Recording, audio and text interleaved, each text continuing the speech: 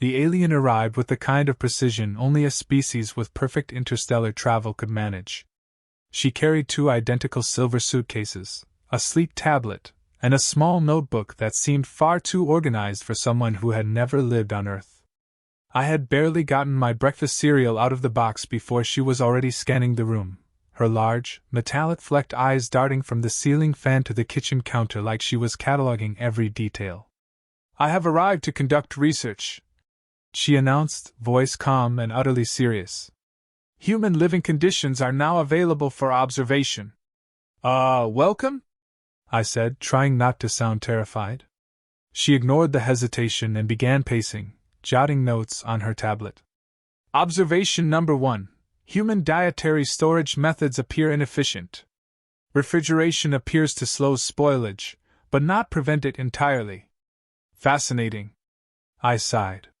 Living with an alien was going to be weird, I realized, but that part one could handle. It was what came next that would redefine weird. The first few days passed with minor chaos. She stared at the television for hours, puzzled by humans pretending to be other humans. She meticulously examined the furniture for ergonomic efficiency. She questioned why humans slept for hours instead of entering a low-power state like her species. I thought the adjustment phase would end there, but that's when she discovered human mating rituals. It began with an innocuous question while I was scrolling through my phone. "How do humans select reproductive partners?" I blinked. Usually we date?" "Date?" She tilted her head, eyes narrowing thoughtfully. "Explain." I took a deep breath. "Well, it's kind of like getting to know someone you might want to be close to. You hang out, talk, sometimes go to movies or dinner." She scribbled notes rapidly. "Hanging out to determine reproductive compatibility. Intriguing. Inefficient but observable." "Wait, what?" I asked, unsure if I should intervene. "Yes.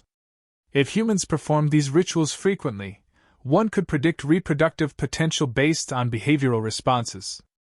It is highly logical to study this firsthand."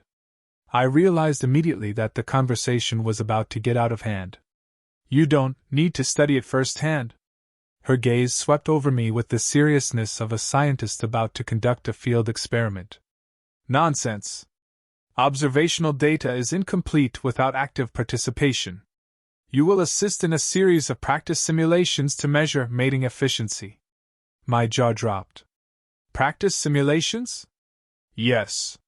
You, human roommate, will role-play as various potential partners. I require direct interaction to understand the subtleties of courtship rituals, including facial expressions, speech patterns, and physical gestures." I laughed nervously. "I don't even know where to start." "You can't just start immediately. We must prepare a schedule for accuracy." She produced a small, color-coded chart detailing the week's plan, mock conversations, simulated arguments, shared meals, and eye contact exercises, each with precise timings and observation metrics.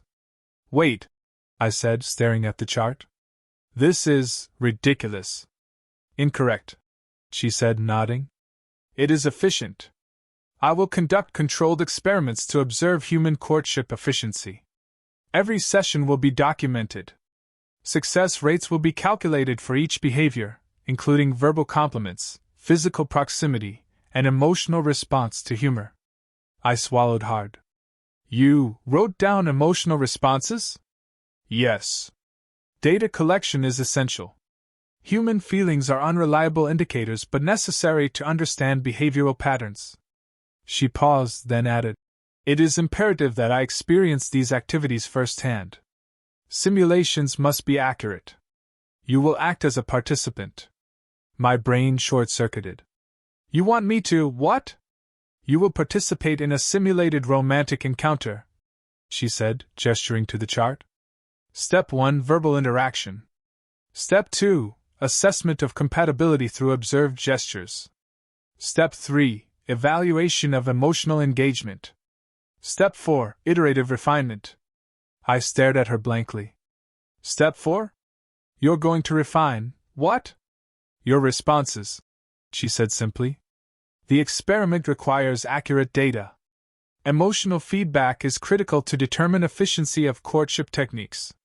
I groaned and rubbed my temples. This is a huge mistake. Incorrect, she corrected, tapping her tablet. This is an opportunity for groundbreaking research. Your participation will ensure data integrity. Furthermore, it will provide insights into human mating protocols, which my species has long considered inefficient. I sat down slowly on the couch. I think we might be going to the hospital after the first session. From embarrassment. She tilted her head. Emotional distress is irrelevant unless it affects behavioral patterns. Are you ready to begin the first simulation this evening? I paused. Ready is not the word I'd use. Terrified, maybe. She nodded seriously, apparently unaffected by my horror. Excellent. Preparation will commence immediately. Human attire must conform to observational parameters. Emotional engagement is enhanced by proper clothing choice. I blinked. You mean, you're planning this like a military operation? Logical assessment requires structure, she said, flipping her tablet closed. Tonight's session will include verbal interactions, gestural accuracy training, and observational note-taking. Mock compliments are required.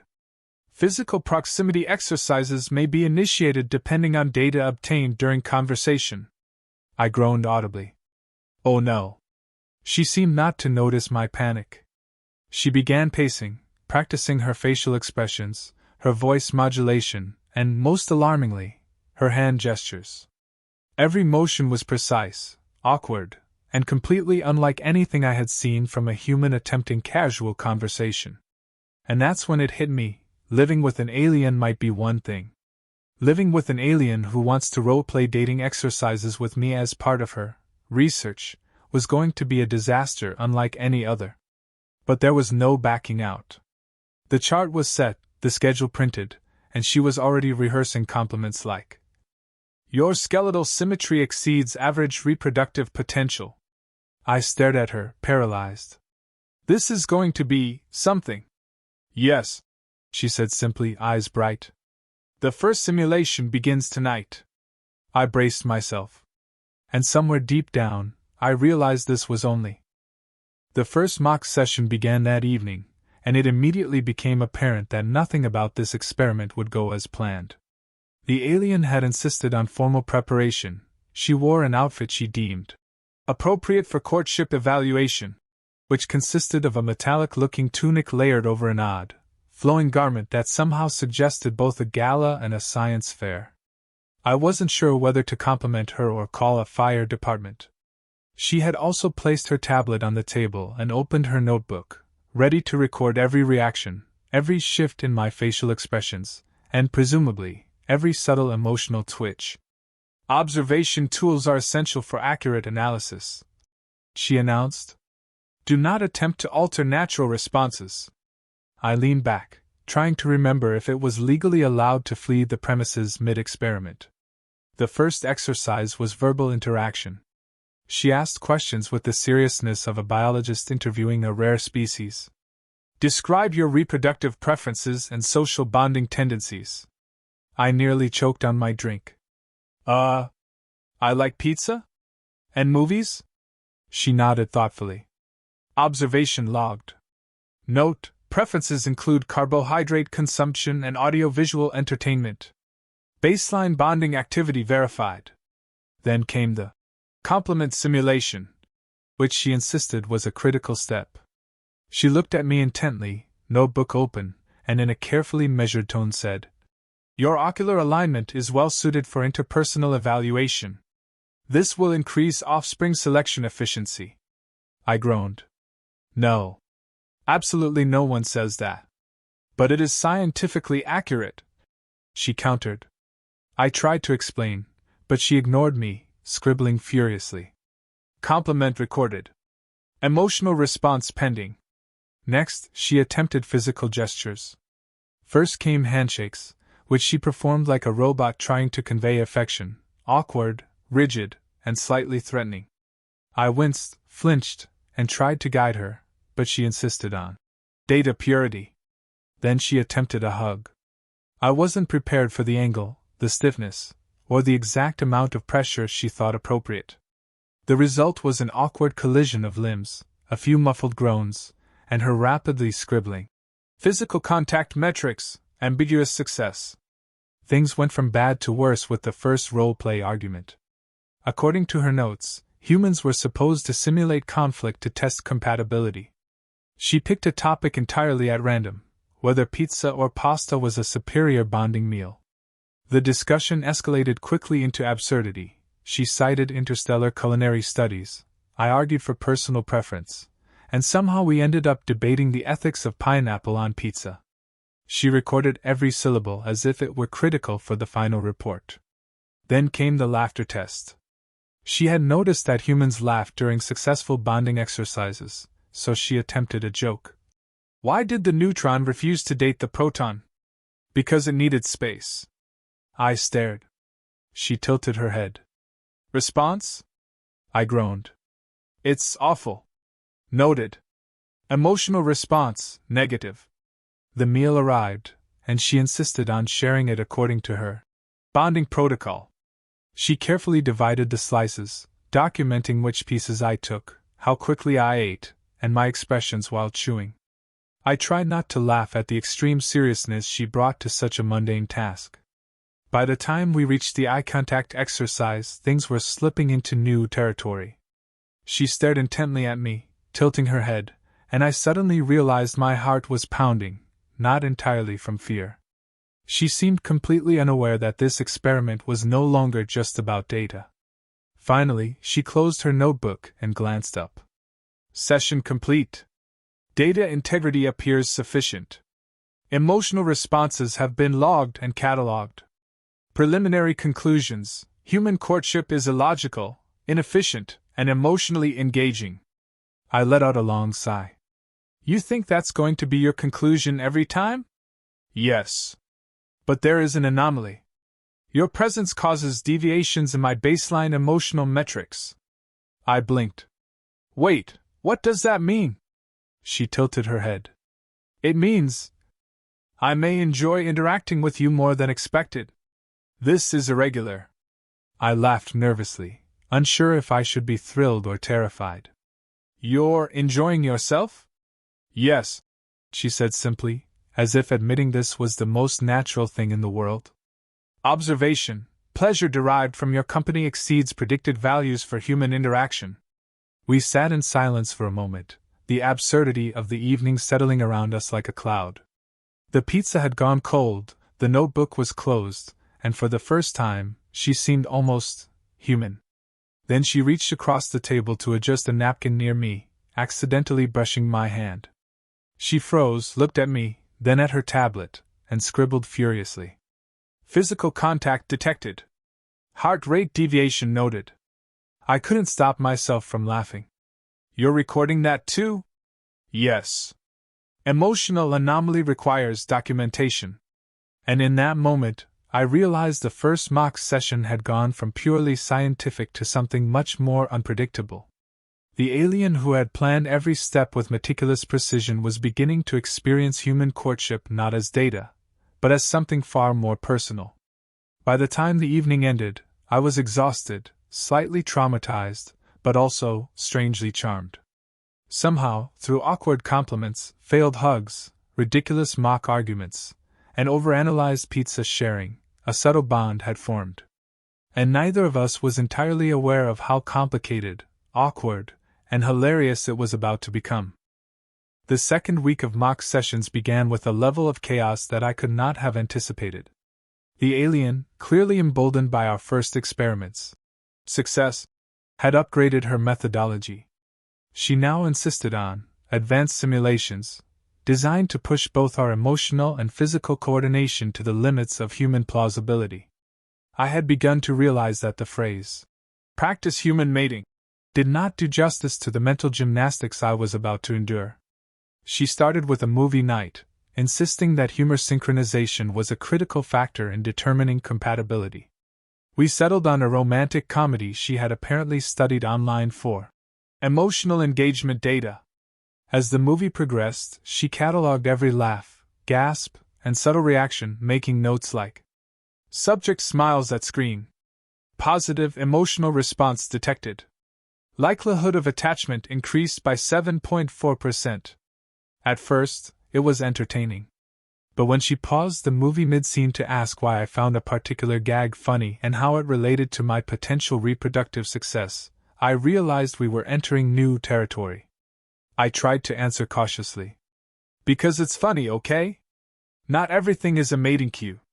She tilted her head and wrote furiously. Data indicates laughter is not always a reproductive indicator. Observation, complex emotional patterns must be further studied. Next came the dessert sharing experiment, which she had clearly overthought. She brought out 2 identical slices of cake, arranged them symmetrically on the table, and produced measuring tools to calculate the optimal bite size and timing. Human bonding is enhanced through synchronized consumption, she explained, as if that alone justified a full-scale laboratory set up in my living room. I tried to eat casually, but she insisted that every movement be precise: bite size, chewing rate, emotional reaction to sweetness, and gaze alignment. When I reached for a bite slightly out of sequence, she gasped, scribbled numbers into her notebook, and muttered, "Deviation detected. Recalibration necessary." By the 3rd session, the aliens' training scenarios had become farcical. She introduced a flirting drill, which involved awkward, overly formal compliments, random touching exercises, and elaborate role-playing scenarios.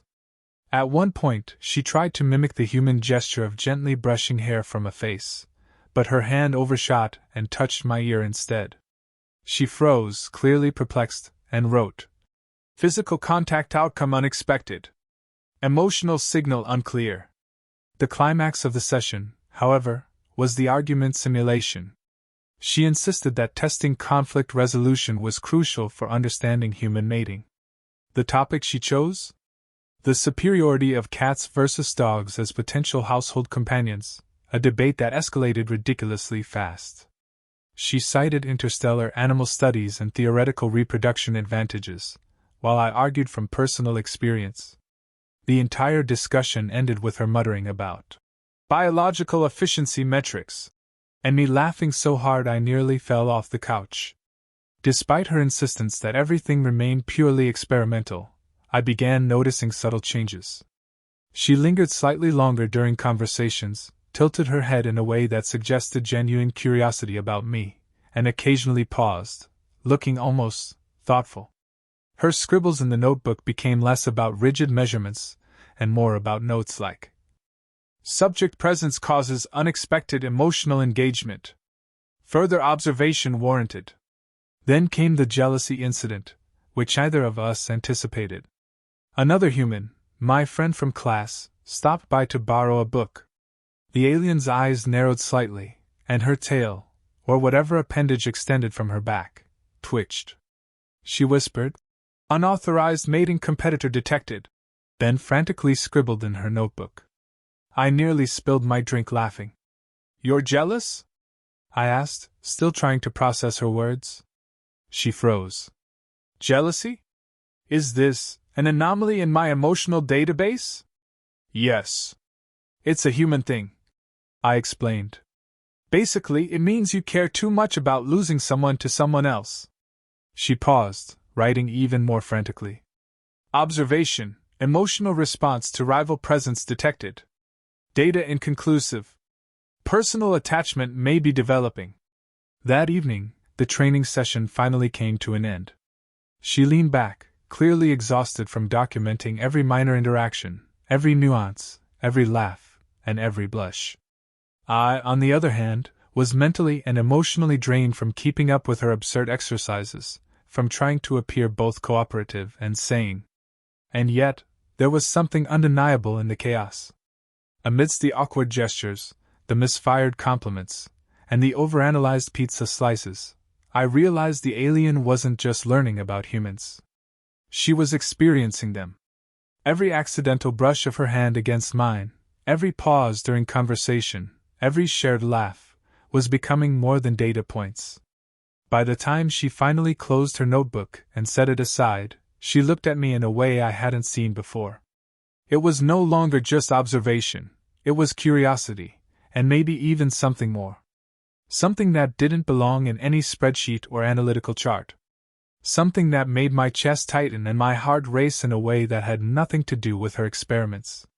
And I knew, with a mixture of terror and anticipation, that our mock training sessions were no longer merely exercises in understanding human courtship.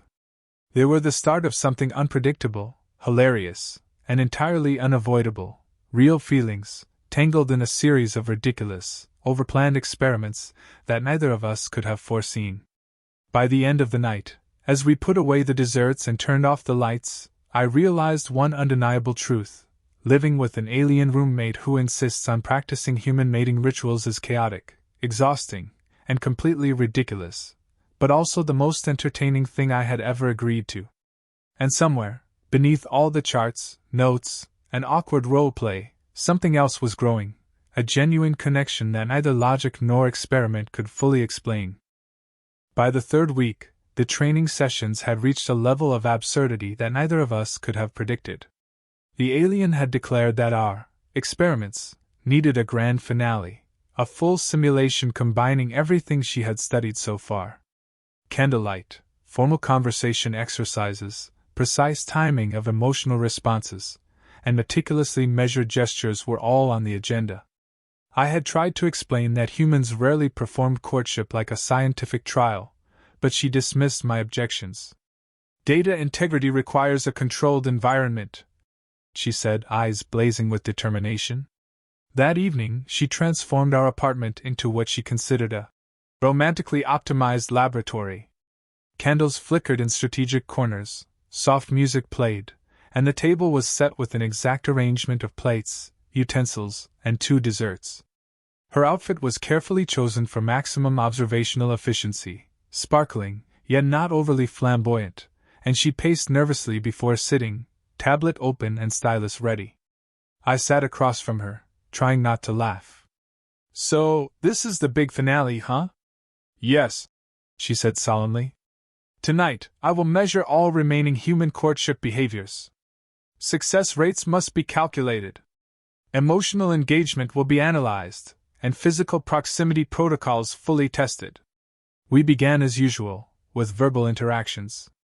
She asked questions about my life, hobbies, and preferences, all while maintaining her alienly precise posture. The questions themselves were innocuous enough, but delivered in the same deadpan tone that had caused weeks of awkward stares and half-suppressed laughter.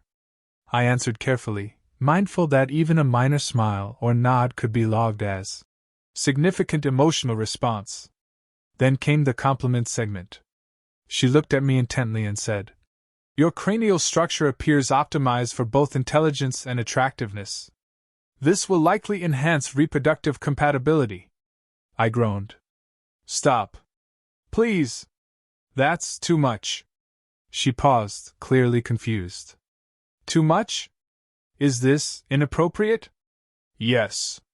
Hilariously inappropriate," I said, unable to hide my laughter. Despite the ridiculousness, there was a momentary pause, a quiet connection between us. I realized, amid the awkward flattery and excessive note-taking, that she had been enjoying these interactions not as an experiment, but as something entirely personal. The sudden awareness hit me. She wasn't just observing anymore. She was participating. Next, she attempted a physical gesture, one she had practiced for days.